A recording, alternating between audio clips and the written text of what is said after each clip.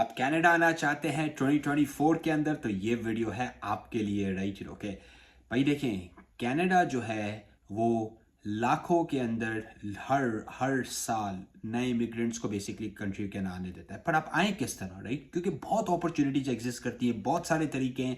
लोगों को या तो सही इन्फॉर्मेशन नहीं होती है, या वो किस ऐसे एजेंट या किसी ऐसे बंदे के हाथ में लग जाते हैं जो उन्हें बिल्कुल गलत इन्फॉर्मेशन देता है, गलत लेकिन रास्ते पे लगा देता है, राइट? ओके, तो मैं आज आपसे शेयर करूंगा पांच तरीके जिसके थ्रू आप कनाडा आ सकते हैं।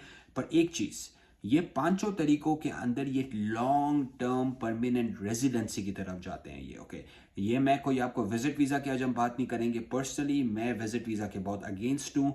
यहाँ पे लोग यहाँ पे आके धक्के खाते हैं, बेजार होते हैं, बेसिकली लाइक पैसे ज़ाया करते हैं। तो भाई विजिट वीज़ा का वही बात, सोल्यूशन वही हो गया कि आपके अगर पाइप के अंदर लीक है तो आप स्कॉच टेप से इसको फिक्स कर रहे हो, उस स्कॉच टेप से वो फिक्स नहीं होना प्रॉब्लम, राइट? तो मोस्टली लोग विजिट वीज़ा या बहुत लॉट ऑफ एजेंट्स जो होते हैं वो विजिट वीज़ा की तरफ लोगों को भेजते हैं। हालांकि विजिट वीज़ा जो है it's this is a bad option. मतलब कि लाइक यहाँ पे आके आप पैसे ज़ाया करो। मुझे हर रोज़ कनाडा में फ़ोन आता है लोगों का, राइट? क्योंकि पिछले साल और पिछले 2 सालों में सबसे ज़्यादा लोगों को जब विजिट वीज़ाज मिले तो यहाँ पे आके लोग पहुँचना शुरू हुए। अच्छा, पहुँच तो गए, जॉब्स नहीं है। जॉब मार्केट थोड़ी सी जो है ना वो टफ होना शुरू हो गई है अभी, राइट?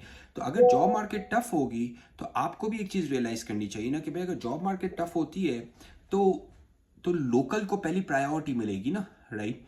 तो आप किस तरह एक्सपेक्ट कर सकते हैं कि मैं विजिट वीज़ा पे आके कुछ महीनों के अंदर ही मैं कैनेडियन स्टैंडर्ड पे आ जाऊंगा, मैं उस यहाँ की बोल चाल चलन जो मैं जो जो बेसिकली मेरे सॉफ्ट स्किल्स को मैं पॉलिश कर लूंगा। तो पहली बात तो है कि विजिट वीज़ा को साइड पे रखें। आप विजिट वीज़ा ढूंढ रहे हैं तो मैंने उसकी बात नहीं करनी, मैंने नहीं करनी, राइट? सिंपल। तो 5 तरीके वो कौन से हैं, राइट? नंबर 1, जिस कैटेगरी के अंदर सबसे ज़्यादा लोग आते हैं, और ये कैटेगरी यंगस्टर्स के लिए बहुत अमेजिंग है। क्यों? क्योंकि ये एजुकेशन, एक्सपीरियंस और एज का एक कॉम्बिनेशन है। यह है कनाडा का federal programme. It's called the flagship programme, express entry programme. Express entry federal programme है। आप कनाडा में कहीं पे भी जाके रह सकते हैं एक्सप्रेस एंट्री की एक और बहुत अच्छी बात है, आपको लैंडेड पीआर मिलता है। पर प्रॉब्लम ये है एक्सप्रेस एंट्री के साथ कि it's one of the most toughest programmes. Competitive बहुत है भाई, क्योंकि ऑलमोस्ट ये समझ जाओ कि पूरी दुनिया से जो बच्चे अपने क्लासेस के अंदर पहले नंबर पे आते हैं ना वो एक्सप्रेस एंट्री के अंदर आ सकते हैं इन अ वे, राइट? या तो आपके पास कोई ऐसा खतरनाक स्किल हो, अंडर वाटर वेल्डिंग करते हो आप हेल्थ केयर में हो, आप स्टेम हो, science technology engineering and math की इंडस्ट्री के अंदर आप पीएचडी हो, आपको बहुत ज़्यादा पढ़े लिखे होना ज़रूरी है या आपको स्किल बेस होना ज़रूरी है, तभी जाके आप एक्सप्रेस एंट्री के ना कट ऑफ कर सकते हो, राइट? तो बहुत टफ प्रोग्राम है, बट सबसे ज़्यादा लोग कनाडा के अंदर एक्सप्रेस एंट्री के अंदर आते हैं, राइट? ओके, सेकंड प्रोग्राम जो है ना, अच्छा, एक्सप्रेस एंट्री है federal programme, right? Second programme जो सबसे बड़ा बकेट प्रोग्राम्स का है वो है PNP, means provincial nominee programme. वो किस तरह काम करता है? The way that works is basically हर प्रोविंस अपना एक प्रोग्राम बनाता है बेस्ड ऑन कि उनको किन लोगों की ज़रूरत है, उनको किस तरह के लोग उस प्रोविंस के अंदर चाहिए। लेट्स से कि सस्कैचुअन ने अभी मेजर फोकस किया हुआ है हेल्थ केयर वर्कर्स के, क्योंकि उनकी मेजर शॉर्टेज है डॉक्टर्स की एंड डिफरेंट लोगों की, राइट? रेडियोलॉजिस्ट की एंड स्टफ। तो हर प्रोविंस का एक अपना प्रोग्राम है जिसको बोलते हैं PNP, प्रोविंशियल नॉमिनी प्रोग्राम। अभी प्रोविंशियल, आज से 2-3 साल पहले प्रोविंशियल नॉमिनी प्रोग्राम बड़ा इजी हुआ करता था, पर हुआ ये कि कोविड के बाद इतना कंपटीशन बढ़ गया प्रोविंशियल नॉमिनी प्रोग्राम्स के अंदर कि भाई वहाँ पे मतलब कि ऑलमोस्ट, मैं लोगों से बात कर रहा था कि स्कोर्स हाई चले गए हैं काफ़ी, राइट? और अपॉर्चुनिटीज़ कम होती जा रही है। क्यों कम होती जा रही है? इसी वजह से कि भाई प्रोविंशियल नॉमिनी प्रोग्राम जो है वो बहुत कंपेटिटिव हो गया है अभी, राइट? ओके, अच्छा, अब तो दूसरा हमने बात किया, it's basically provincial nominee programme, right? Okay, तीसरा जो हम बात करते हैं जिसको हम बोलते हैं business immigration programmes, investment programmes basically Canada के अंदर लेकिन मेजरली 3 तरह के हैं। ओके, पहला जो प्रोग्राम है वो आता है एक्सप्रेस एंट्री के लिए, जिसको हम बोलते हैं स्टार्टअप वीज़ा प्रोग्राम, जो फेडरल प्रोग्राम है। That's number 1, right? नंबर 2 जो प्रोग्राम है वो बेसिकली प्रोविंशियल नॉमिनी प्रोग्राम्स के अंदर एंटरप्रेन्योर प्रोग्राम्स। अल्बर्टा का डिफरेंट है, सस्कैचुअन का डिफरेंट है, हर प्रोविंस का अपना एंटरप्रेन्योरशिप और बिजनेस इमिग्रेशन प्रोग्राम भी है। ये उनके लिए अच्छा है जो 45-50 के हो चुके हैं, 55 के हो चुके हैं, 60 के हो चुके हैं। एज एंटरप्रेन्योरशिप के अंदर देखो क्या है, कैनेडियन गवर्नमेंट आपका पैसा देख रही है, right? Okay, they don't care about your experience, they don't care much about your age, your education.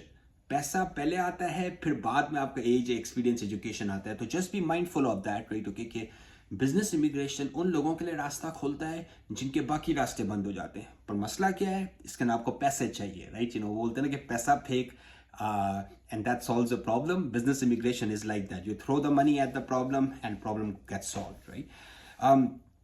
चौथा तरीका, राइट? चौथा तरीका यंगस्टर्स के लिए भी बहुत अच्छा है और उनके लिए भी अच्छा है कि लेट्स से कि जो बिजनेस इमिग्रेशन के अंदर भी फिट नहीं हो रहे, पीएनपी के अंदर भी फिट नहीं हो रहे, एक्सप्रेस के अंदर भी फिट नहीं हो रहे डायरेक्टली, पर चौथा तरीका करता ये कि आपको इन 3 प्रोग्राम्स के करीब लेकर आ जाता है, राइट? और आपके पास बिजनेस इमिग्रेशन जितने पैसे भी नहीं है, राइट? तो चौथा प्रोग्राम है अंडर स्टूडेंट वीज़ा आप आइए, राइट? स्टूडेंट वीज़ा में कनाडा ये करता है कि अगर जब यहाँ पे आके कनाडा में आप आके पढ़ते हैं तो आपकी स्पाउस को, आपके जो वाइफ एंड हस्बैंड को ओपन परमिट मिल जाता है, तो वो पैसे बना सकते हैं, राइट? बच्चे आपके पढ़ सकते हैं, राइट, यहाँ पे आके। तो बिजनेस स्टूडेंट क्या करता है कि स्टूडेंट आपको एक तरह से एक्स्ट्रा पॉइंट्स देता है कि 2 साल के बाद, 4 साल के बाद आप एक्सप्रेस एंट्री या पीएनपी के अंदर क्वालिफाई कर सको, राइट?